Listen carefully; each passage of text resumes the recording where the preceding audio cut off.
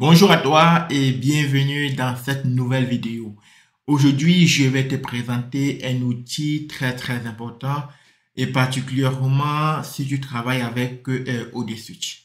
C'est un outil qui peut vraiment te sauver la vie et plein d'autres personnes également, du moins tous ceux qui travaillent avec OD Switch, c'est un outil qui peut vraiment vous sauver la vie.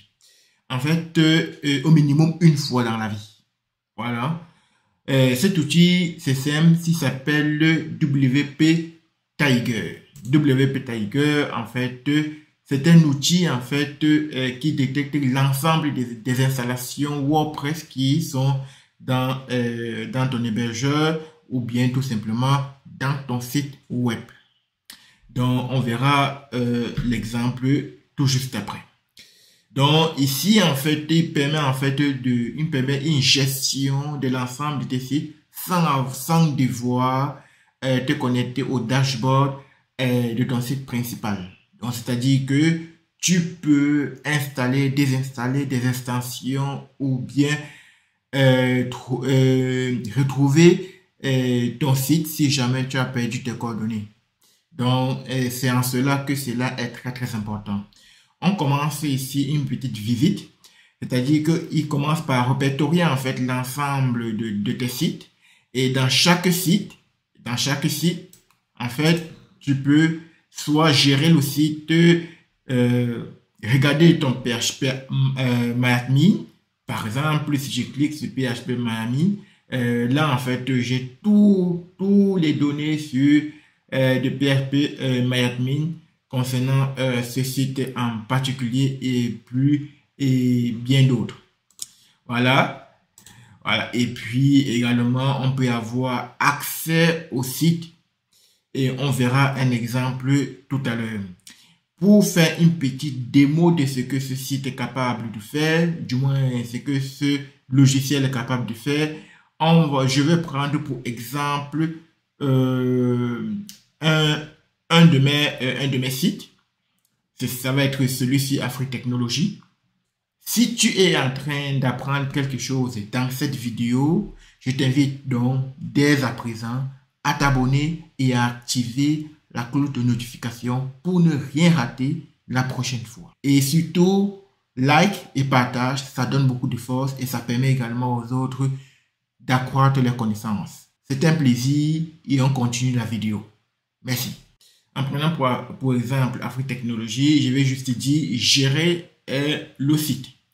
Quand il dit gérer le site, en fait, ici, là, ça me donne un menu qui me permet tout simplement de faire toutes les manips que je ferais si jamais j'étais dans le dashboard de Afrique Technologie. Donc, par exemple, ici, j'ai toutes les informations, y compris les informations sur la version de WordPress utilisée. Voilà, je peux également gérer les utilisateurs.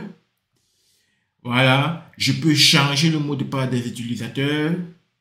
Voilà, là, voilà un utilisateur ici. Et ici, il est customer. Et c'est un client parce qu'en fait, c'est un site WordPress e-commerce. Voilà, c'est un client donc, qui est accompagné de son adresse mail client, bien évidemment. Voilà. Et puis là également, on peut avoir, il y a beaucoup d'adresses mail et il y a également l'adresse mail de l'admin. Est-ce que je peux sélectionner l'adresse mail de l'admin ici? Je vais, par exemple, voilà, il veut dire sélection par administrateur. Du coup, ça me donne que l'administrateur de ce site, c'est Afritech, bien évidemment, et c'est moi, l'admin de ce site. Voilà. L'autre option, en fait, ce sont des extensions. Ça gère des extensions, c'est-à-dire que à travers cet onglet, tu peux ajouter ou supprimer certaines extensions. Un instant pour que ça puisse charger. Voilà, une fois qu'on a ici, ça répertorie en fait l'ensemble des extensions qui sont utilisées dans ce site. Là, par exemple, on me dit de la page 1 à la page 9, donc ça veut dire qu'il y a beaucoup d'extensions qui sont utilisées ici.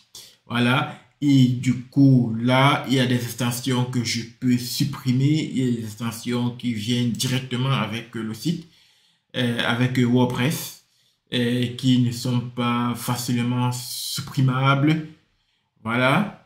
Par exemple, si je reviens à la première page, je peux choisir de supprimer cette extension. Il peut choisir de supprimer cette extension ou de vérifier en fait l'intégrité de cette extension, autant pour moi. Et voire même de mettre à jour l'extension si besoin hier. Donc voilà encore l'une des options que cela comporte. Je peux également ici gérer et manager en fait le thème. Ici, on constate que j'utilise un thème Divi et qui est accompagné d'un thème enfant qui est nommé Divi e-commerce, tout simplement. Donc, je peux supprimer parce que ce n'est pas ça qui est activé, c'est bien Divi e-commerce, mais qui a besoin de Divi principal pour fonctionner. Donc, je ne me permettrai pas de supprimer ça, mais par contre, je peux l'activer et je peux également mettre celui-ci à jour. Donc, voilà les différentes fonctionnalités. Il y a également la sécurité. La sécurité, ici, on peut activer ou désactiver certains points. Moi, je n'ai pas besoin pour l'instant. Je vais le laisser tel qu'il est. Et ici, là, des snipers, ce sont des petits codes qu'on peut rajouter. Voilà, je n'irai pas plus loin que ça parce qu'après, ça va être un peu technique. Voilà, ce sont des fonctionnalités, c'est-à-dire qu'à partir d'ici, tu peux gérer en fait certain nombre, quasiment tout ton site, sans devoir aller dans le dashboard du site à proprement parler. C'est très important. La sauvegarde en fait ici là, c'est créer une sauvegarde. La durée maximale de conservation est de 200 jours, pas mal, plus de 6 mois. Donc, c'est très bien. Voilà, et puis il y a aussi la pré-production, c'est lorsque le site est en production et qui n'est pas encore publié, je pense. Moi, je n'ai pas encore eu à l'utiliser.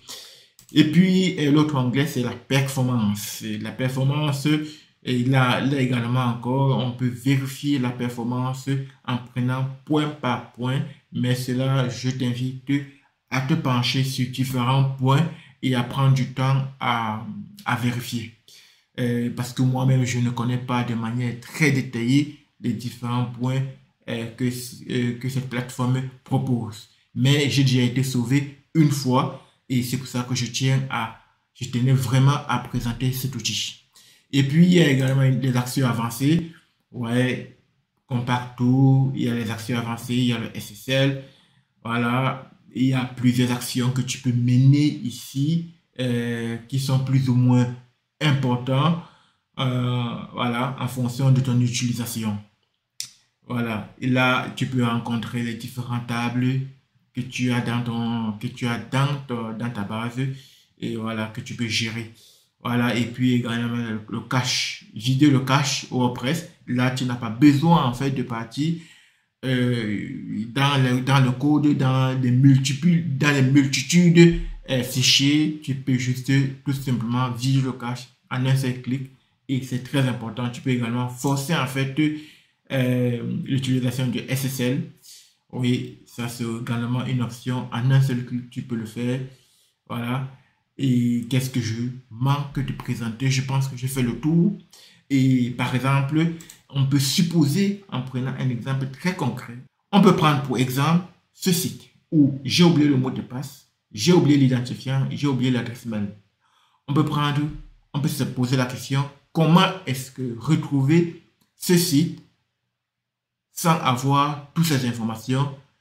La réponse se trouve dans une autre vidéo que je te laisse visionner et le lien est dans la description.